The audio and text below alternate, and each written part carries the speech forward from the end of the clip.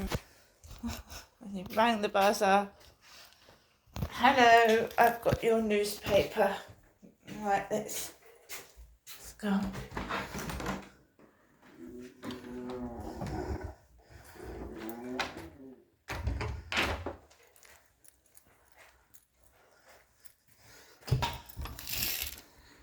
I asked him to put the newspaper in my box, my mailbox. Oh, I feel rough this morning. Oh my God, I do. There's a van out there with Libra. Libra is my star sign because I was born in September. Libra. My birthday's in September. It's weird, isn't it? Oh my God. Why did he stuff it in like perhaps there's something else in there? That's okay. It's a bit...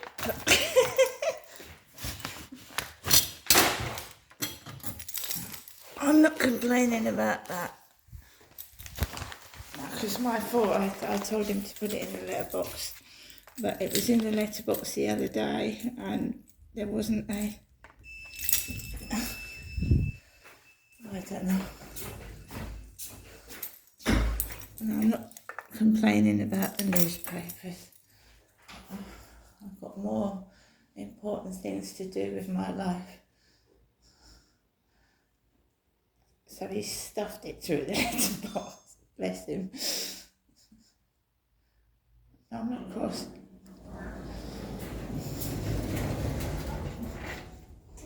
Going up. Not cross. 6, 8, 9, 10. I don't really read the back of the newspaper, to be honest. I'm not into the sports page.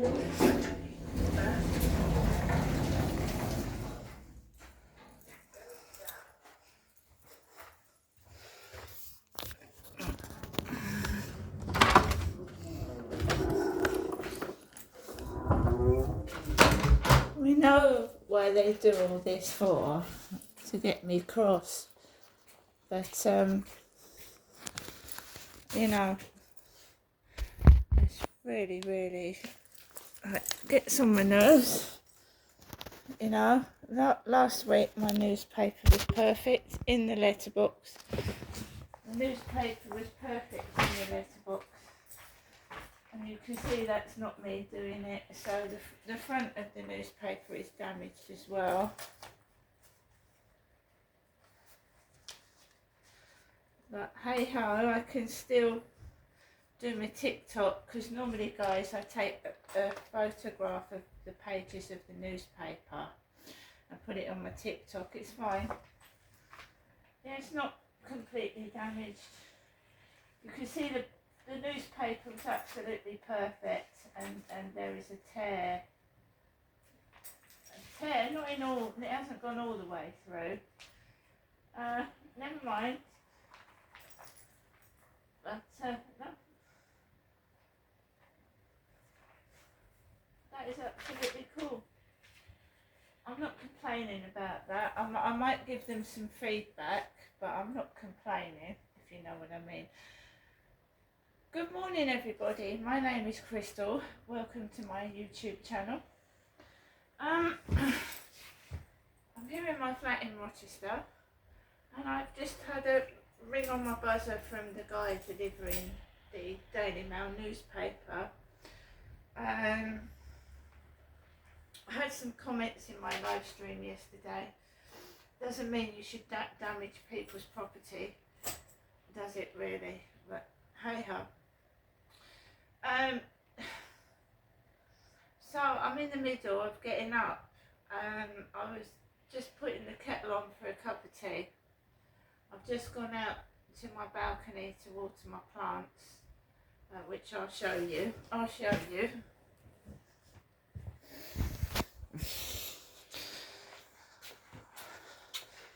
Oh, my cat's out there. How did the cat... I think the dogs let the cat out.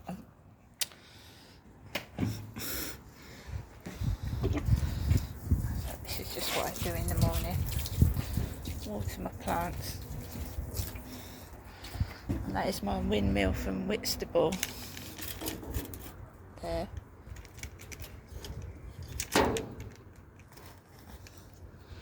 That's the windmill from Whitstable.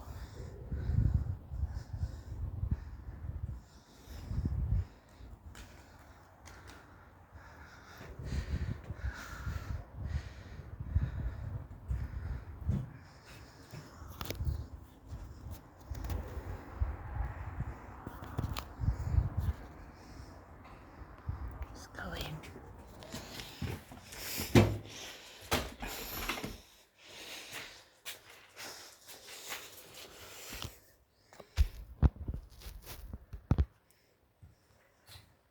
Hello again, everybody. Right, should we... Let's do what we've got to do. So, I've just got up. I'm not going out to the shop today. Hence why I'm getting the paper delivered at the weekend.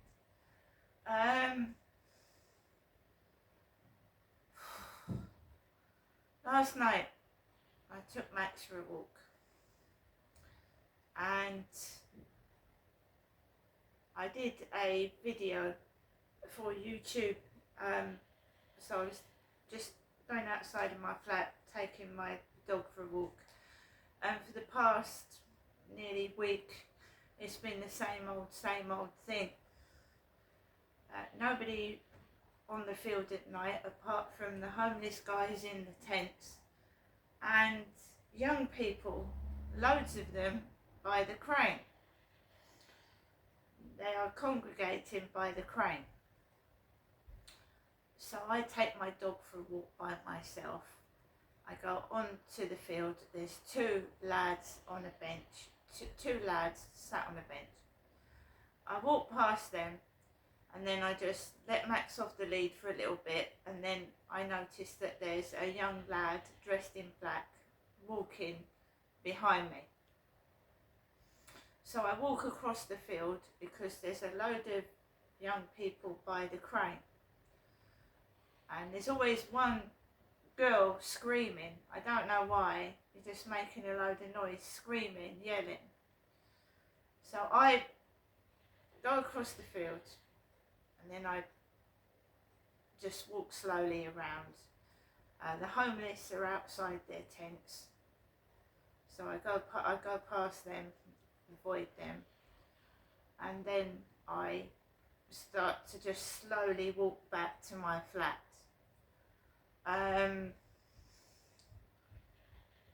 Go down the path and there's like 4 or 5 young people at the bottom of the path, and I know that you can get beaten up.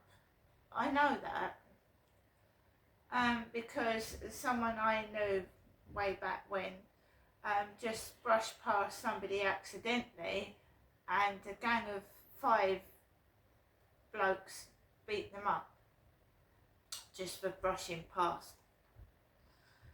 And you know they'd been drinking because I could smell beer, and there was a can of beer spilt all over the floor, so they'd been drinking as well. They'd had alcohol. Opposite was a police van, a police car. No police in it, just an empty police car. You never see the police. It was an empty police car. And there was this bald-headed man, and it had been raining all day, and it wasn't specifically that hot in the evening. So there was a bald-headed guy with a bare chest in a pair of black shorts walking up the path. Now I think that they were trying to distract me to go around that way. And you know, sometimes there are young people smoking drugs in the playground where the children play, and there's a smashed up Rochester Riverside sign. It's all smashed. So it's not, you know, whichever way I go is not nice. It's not nice whichever way I go. Whether I go on the field, it's not nice. If I go down that way towards the river, it's not nice. It's just not nice. Because they have dragged London down to Rochester. It would, you know, they're building more and more flats, more and more people are coming down from the London area, and you're getting all the graffiti and all the shit. And it, you know, I don't like walking out at any time of night anywhere, to be quite honest with you. And I don't think any woman living on her own, you know, you're wary about going outside on your own. There's been instances of men spitting at women. It's just like, oh my God. I've got Max, and he's a tiny dog, but he does make a racket. He's, you know, if anyone comes near me, he's going to squeal and go mad. So I've got Max, I've got my alarm. But they had been drinking last night, and there was beer all over the floor. I don't drink beer. Do you remember that delivery guy came to my doorstep with 4 cans of beer? I don't drink alcohol. I'm not a fella. The guy that delivered my newspaper had grey hair, long down his back, tied in a ponytail.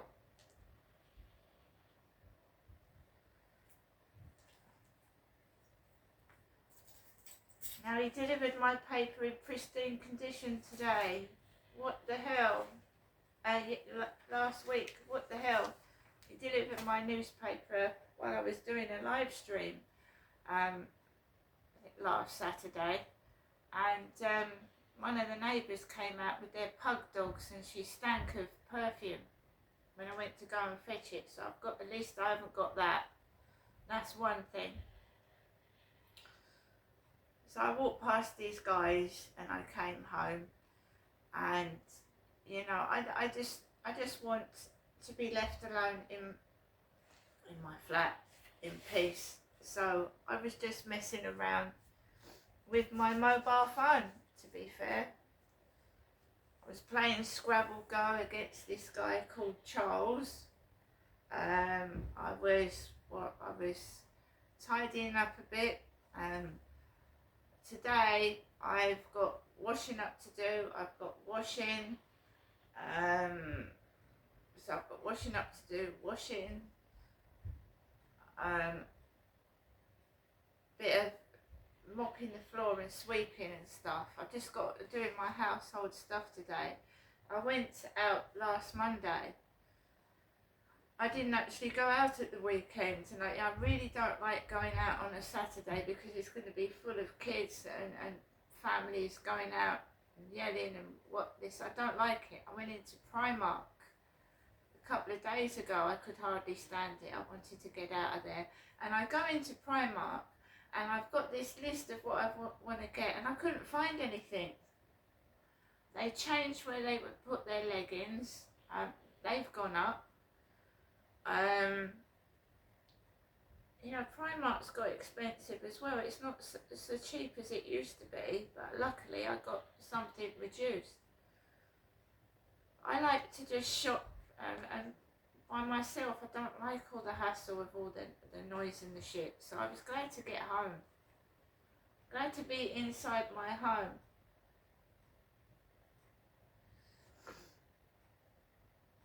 So like I said, I got home and I just messed around with my phone. I played Scrabble Go.